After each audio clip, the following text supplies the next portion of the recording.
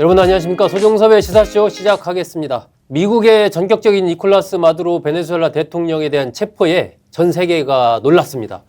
미국이 세계 최강의 어떤 군사력을 갖고 있는 강국이라고 해도 이렇게 3시간 만에 전격적으로 대통령을 체포해서 압송하는 데 성공한 이런 사례를 보면서 상당히 놀라는 겁니다.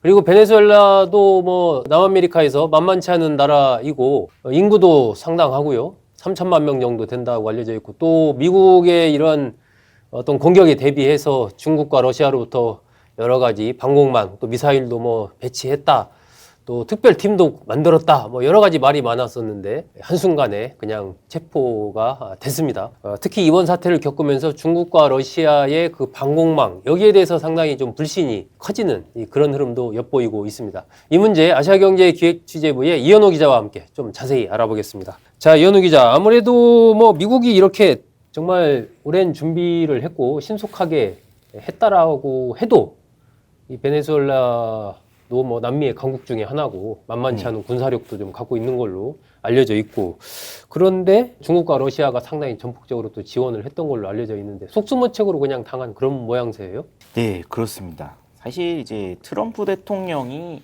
이제 3일에 SNS에 이제 마두로 대통령의 체포 사진을 직접 올리기 전까지만 해도 진짜로 마두로 대통령이 정말 체포가 됐느냐, 그걸 이제 믿지 못하겠다? 네, 그렇습니다. 베네수엘라 정부도 이제 확실하게 이제 바로 파악을 못했다라고 할 정도로 네. 정말 이제 신속하게 작전이 진행됐다고 알려져 있는데요. 사실 지난해 10월부터 이제 카리브에 미군 함대가 모이기 시작을 했고, 네.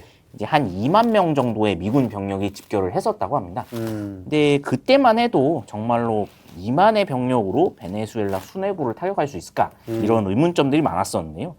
경제난이 지속되는 나라이긴 하지만 이제 베네수엘라가 이제 뭐 미국하고 군사적 격차도 크다고 해도 이제 2만 명의 병력으로 뭐 상대국의 이제 수장을 잡을 수 있을 정도로 제압당할 나라는 아니었다는 겁니다. 가능하겠느냐? 예, 그렇습니다. 뭐 인구도 아까 말씀해 주셨듯이 뭐 3천만, 지금 한 2,800만 명 정도 된다고 알려져 있고, 네. 상비군도 30만 명 정도 있었고, 또 마두로 대통령이 미군 공습에 대비해서 이제 또 민병대를 따로 구성을 했는데요. 맞아요. 이제 국가 총동원령을 내려가지고 병력이 최소 이제 40만에서 50만 명 이상 될 거다라고 추정을 했었는데, 거기다가 이제 마두로 대통령이 이제 본인이 이제 미군의 공격을 피하기 위해 이제 은거에 있던 카라카스의 이제 티오나 요새라는 곳이 있습니다. 이곳이 또 굉장히 공략하기 까다로운 요새로 알려져 있던 지역이었는데요. 네. 베네수엘라 지도에서 이제 이 베네수엘라가 북쪽에 해안선이 길게 있긴 하지만 이 해안선에 이제 모래밭을 지나면 바로 이제 험준한 산이 나온다고 합니다. 이제 그러다 보니까 항공모함으로도 좀 공습이 어렵고, 전투기가 항공모함에서 출격을 해도 고도를 갑자기 높여야 되기 때문에 이제 좀 작전이 어렵지 않느냐는 얘기가 많이 나왔었는데요. 산이 이렇게 가로막고 있으니까. 예, 그렇습니다. 근데 이제 미군이 그래서 대부분 나라들은 이제 베네수엘라는 미군이 아무리 집결을 했다고 해도 상륙작전을 전개하기 상당히 어렵다. 그래서 2만 명 정도로는 아마 수도 공습을 어려울 거라고 생각을 했었습니다. 근데 이런 이제 기본 상식적인 군사 전략의 틀을 완전히 깨버리고 네. 공습에 성공을 한 건데요. 먼저 이제 미국 중앙정보국인 CIA에서 지난해 8월부터 이제 정보 요원들을 상당히 많이 파견했었고, 네. 그리고 이제 감시에 이제 피할 수 있는, 아예 레이더망을 완전히 피할 수 있는 스텔스 드론이라는 무기가 있다고 합니다. 그래서 그거를 굉장히 많이 띄워가지고 베네수엘라의 주요 군사시설들, 그리고 이제 마두로 대통령의 동선 등을 파악을 해가지고 네. 이제 어떻게 작전을 짤지 이미 계획을 세우고 있었다고 하고요. 그리고 이제 베네수엘라군 사령관들도 굉장히 많이 매수를 했었다, 이런 이야기도 나오고 있습니다.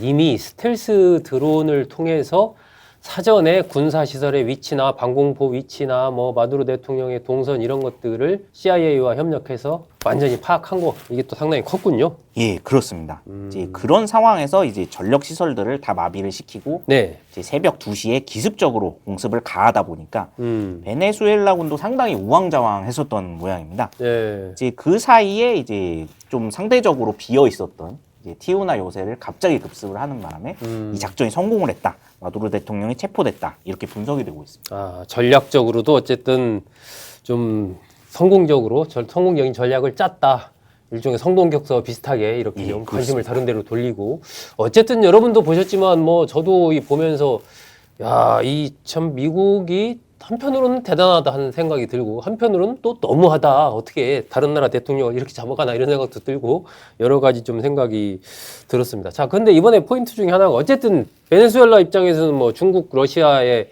미사일 또 레이더망 통해서 완전히 우리가 지금 방어를 하고 있다. 그리고 뭐 미국이 공격해도 우리는 맞서 싸운다. 하려면 해라. 막 이런 식이었잖아요. 예, 그렇습니다. 그런데 완전히 그 방공망 자체가 무력해서 헬기가 그냥 거의 그 무인지경 비슷하게 진입을 한 이런 상황이 됐단 말이에요.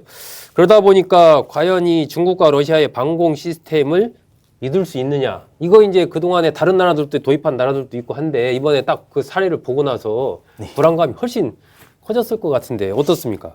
네, 아무래도 이제 이 뉴스가 나간 다음에 네. 많은 나라들이 중국하고 러시아산 이제 방공망이나 레이더가 이제 미국산에 뒤지지 않는다. 그런 이제 평가를 그동안 받았었기 때문에 많이들 매입을 했는데 아하. 이 막상 이렇게 되니까 상당히 좀 거기에 대해서 의구심들이 커지고 있는 상황입니다. 네. 근데 이제 구체적으로 아직 이제 이런 중국산 그리고 러시아산 방공 미사일 레이더들이 기계적 결함이 발생을 해서 네. 방공망이 무너졌다. 그런 증거가 나오진 않은 상황인데요. 근데 미국에서 진짜 생각 외로 너무 손쉽게 제압했다. 이런 이야기들이 나오다 보니까 또 비판이 많이 쏟아지는 것 같습니다. 네. 상황을 이제 구체적으로 좀 살펴보면은 네네. 미국이 사실은 이제 이런 방공망을 무력화시킬 수 있는 전자전에 특화된 무기들을 이미 많이 보유를 하고 있는 상황이라고 합니다. 그래서 이제 미국 같은 경우에 EA-18G 그라울러 전투기라는 것이 있고 F-35 전투기에도 전자전 전용 미사일을 따로 보유를 하고 있다고 합니다. 네. 이 미사일은 이제 적군이 레이더를 켜거나 아니면 방공 시스템을 움직이기 시작을 하면은 어허. 그 신호를 바로 파악을 해서 이제 거기다 미사일을 발사를 하게 되고 아하. 그렇게 되면 이제 전자장치를 완전히 파괴를 시킨다고 알려져 있어요. 아, 그 자체를 탐지해서 그냥 그 레이더의 원점 자체를 그냥 무력화시켜버리는 그런 무기를 갖고 있군요. 예, 그렇습니다. 그리고 또 아까 말씀드렸던 스텔스 드론을 통해서 네. 이미 뭐 방공망 그리고 방공망과 연결된 이제 주요 전력망을 모두 파악을 한 상태였기 때문에 거기를 집중 공략을 하면서 먼저 이제 베네수엘라군의 통신망과 전력망을 무력화시킨 다음에 들어갔기 때문에 네. 이제 아무래도 미사일 방어망이나 아니면 레이더가 아예 작동조차 하지 못한 게 아니냐 이런 이야기도 지금 나오고 있습니다. 네. 그리고 또 이제 미군 같은 경우에는 최근에 이제 개발된 첨단 군사용 AI를 통해서 이런 이제 상황 파악을 이제 빨리빨리 하고 그리고 그 상황에 맞게 이제 작전도 바로바로 짜주는 그런 시스템이 잘 돼 있다 보니까 굉장히 신속한 공격이 가능했다. 그런 분석이 나오고 있습니다. 여기에 비해서 베네수엘라군은 상대적으로 뭐 방공망이나 미사일 같은 무기들은 이제 중국이나 러시아에서 많이 지원도 받고 수입도 해왔지만 정작 이걸 운용을 하는 뭐 군의 통신망이나 전력망 그리고 지휘 체계가 이제 미군을 따라갈 수 없는 이제 지나치게 구식이었다는 이제 분석이 나오는데요. 그러다 보니 결국에는 미군의 움직임을 파악조차 할 수 없었고, 그래서 나름 전력은 강력하게 갖췄지만 전혀 이제 대응을 하지 못하고 손쉽게 당했다. 그런 분석이 나옵니다.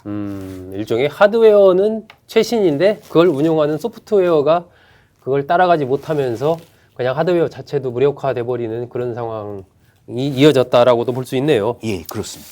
자, 어쨌든 이번 상황을 보면서 특히 뭐 굉장히 불안감이 커진 나라들이 좀 있을 것 같은데 뭐 이란이라든지 북한이라든지 좀 오랜 국제사회의 제재를 받는 나라들, 미국과 좀 사이가 안 좋은 나라들, 이런 나라들로서는 아, 저게 남의 나라 얘기가 아닐 수도 있겠다. 물론 상황은 다르긴 하지만 그런 어떤 심리적인 불안감, 압박감 이런 것들을 많이 가졌을 것 같은데 혹시 미국이 다른 나라에 대해서도 이런 식의 어떤 이 공세적인 공격을 할 가능성이 좀 있나요? 아무래도 이번 작전이 워낙 이제 성공적으로 마무리가 됐기 때문에 네. 지금 좀 유력하게 이제 거론되고 있는 국가는 사실 이란이라고 합니다. 이란. 이제 트럼프 대통령이 물론 이제 이 작전이 성공한 이후에 기자회견에서 뭐 콜롬비아라든가 뭐 남미에서 반미 행보로 보이는 국가들은 모두 조심해라 이런 식으로 이제 이야기를 하긴 했는데 네. 그러나 이제 현실적으로는 가장 유력한 타겟은 이제 이란이 아닐까 이런 이야기가 나오는데요. 네. 일단 이란의 경우에는 미국에서 지난해 6월에 핵시설 공습을 또 단행을 했었습니다. 그때 막 벙커버스터에서 땅속으로 파고 들어가는 폭탄 몇 개 떨어뜨렸었잖아요. 예, 그렇습니다. 예, 그 당시에 이제 이미 이란은 주요 방공망들이 완전히 무력화가 됐었고, 네. 미군도 이제 대부분의 뭐 군사 시설들을 파악을 한 상태인 부분에서 일단 이란이 가장 유력하지 않을까 그런 이야기가 나오고 있고요. 또 이번에 베네수엘라처럼 이제 이란도 지형이 대부분 산악지대에 있기 때문에 네. 이번 작전의 성공에서 또 미군이 굉장히 큰 자신감을 얻었을 것이다. 그런 이야기도 나오고 있습니다. 사실은 베네수엘라랑 마찬가지로 이란도 이제 해안지대에서 벗어나면 바로 이제 산악 지형들이 계속 나오는 이제 지형이 굉장히 까다로운 곳이었기 때문에 네. 그리고 군사력도 크고 인구도 이제 많은 나라여서 정권 교체 시도가 이제 쉽지 않을 거다. 그런 분석들이 줄을 이었었는데 이번에 베네수엘라가 아무래도 성공했기 때문에 중요한 선례가 될 거라는 이야기가 나오고 있습니다. 네. 그리고 또 이제 이란이나 북한도 베네수엘라군과 마찬가지로 이제 주요 방공 시스템이나 이제 무기들은 러시아와 중국에서 도입을 했다고 하더라도 이제 그거를 운용할 인프라가 굉장히 이제 노후화됐다. 비슷한 상황이군요. 예, 그렇습니다.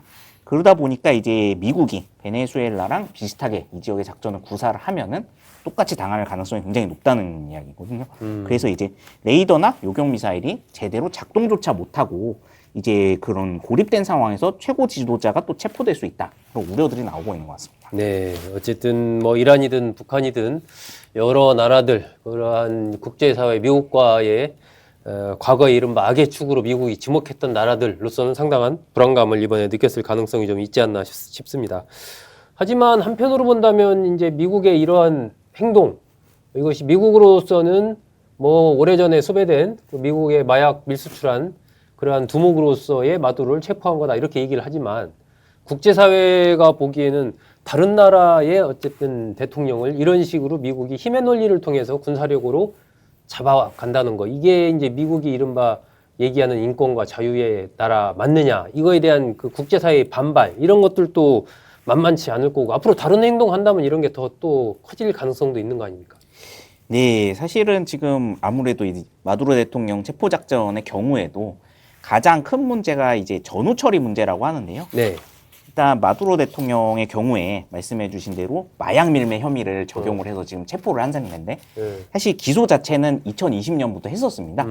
5년 전에 했는데 문제는 지금 미국 검찰에서 이제 증거로 제시한 부분들이 대부분 첩보를 통해 얻은 기밀 정보들이기 때문에 이거를 정확하게 공개하기가 상당히 어렵다는 측면에서 이제 명분 쌓기가 좀 어려울 것이다. 그런 이야기가 나오고 있고요. 네. 또 마두로 대통령 본인이 마약 밀매를 일단 한 적이 없다고 계속 주장을 하고 있고 미국 검찰에서도 좀 이제 곤란스러운 부분이 생긴 게 마두로 대통령을 이제 5년 전에 기소할 때 이제 마두로 대통령이 베네수엘라 최대 마약 조직인 태양의 카르텔이라는 조직의 수장이다. 이렇게 해서 기소를 했습니다. 근데 이제 알고 보니까 이 조직은 이제 베네수엘라에 없는 조직이고, 예, 그 이름 자체는 그냥 이제 속어처럼 쓰이던 것이다. 이게 밝혀지면서 이번 공소장에서 이게 또 삭제가 됐습니다. 그러니까 정확하지가 않다는 얘기네요, 한마디로. 예, 그렇습니다. 그러다 보니까 국제사회에서도 너무 명분이 없는 거 아니냐. 이제 그런 이야기가 또 나오고 있는데요. 네.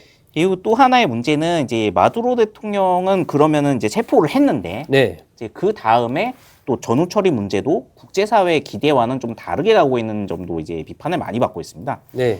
원래 예전에 이제 미국 정부들의 경우에는 이렇게 뭐 한 나라의 정권이 붕괴가 된 이후에는 아무래도 이제 민주주의 쪽에서 유명 인사나 특히 뭐 친미 인사들을 중심으로 새로운 정권 수립을 이제 도와주는 그런 측면으로 간접적인 수순을 밟아왔는데 네. 지금 트럼프 행정부는 기존의 이제 마두로 정권 세력들을 붕괴시키지 않고 마두로 대통령만 체포를 하고 오히려 이제 그 그냥 부통령을 임시 대통령으로 지금 하고 있는 그런 상황이다 보니까 그리고 또 지난해 노벨 평화상을 받은 이제 야권 지도자인 마차도 같은 경우에는 지도자감이 아니다. 트럼프 대통령이 선을 그었다 보니까 또 이제 불만들이 많이 나오는 것 같습니다. 결국에는 이제 델시 로드리게스 임시 대통령은 이제 게레 정권처럼 활용을 해가지고 미국이 이제 국익을 얻기 위해서 석유 자원을 완전히 확보한 뒤에야 정권 교체는 뭐 미국의 필요에 진행했다 그런 논리이기 때문에 국제사회에서 더욱 반발할 수밖에 없다는 건데요. 결국에는 이제 이 방식이 그럼에도 이제 성공을 한다면 앞으로 이제 미국 정부가 이런 방식으로 이제 반미 행보를 보이는 국가들의 정권 교체에 나설 수 있다는 우려가 나오고 있고요. 그렇게 되면은 결국에 이게 19세기 제국주의 시대에서 이제 서구 열강이 하던 짓이랑 뭐가 다르냐 그런 비판들이 나오고 있기 때문에 이런 부분에서는 좀 앞으로도 상당히 미국 내에서도 논란이 될 걸로 지금 예상이 되고 있습니다. 네.